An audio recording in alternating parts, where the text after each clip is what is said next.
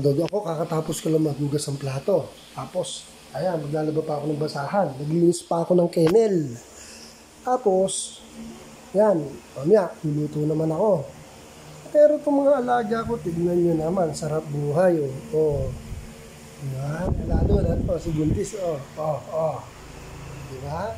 Oh. Patay tayo dyan. Sabi nila, ang aso daw, ang bantay ng bahay. Hindi ako naniniwala. Mula nung nag-breed ako, naging kennel owner ako, nako. Ako ang taga-bantay ng aso. Hindi ako makaalis. Diba? Hindi ako makasama sa mga anak ko kung saan sila pupunta kasi walang may iwan sa mga to. Eh, ibang klase pa naman to. Pag walang may iwan dito, nakuwas lahat ng gamit dito. Ibang klase mga Siberian. Ayaw nila na wala sila nakikitang tao. Kaya yun. Diba? Can you imagine? Ako lagi nagugas ng plato, naglalaba, nagluluto. Yan, ngayon naglalaba ako ng basahan, no? Tapos yung kennel nila, tignan nyo naman, ha? Tignan nyo yung kennel nila. Always malinis siya. Wala kang makikitang pupo dyan, no? Ihi. Laging lampaso yan.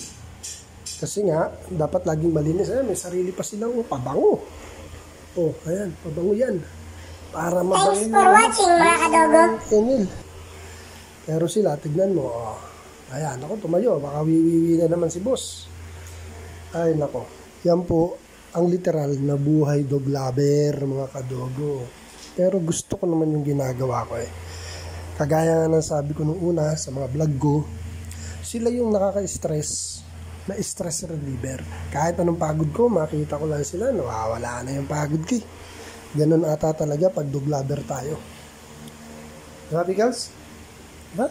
Kasi love ko kayo. Diba, Kotan? Diyos ko, love ko ito eh. Si Maggie. Asan si Brutus? Brutus! Ayun, natutulog din.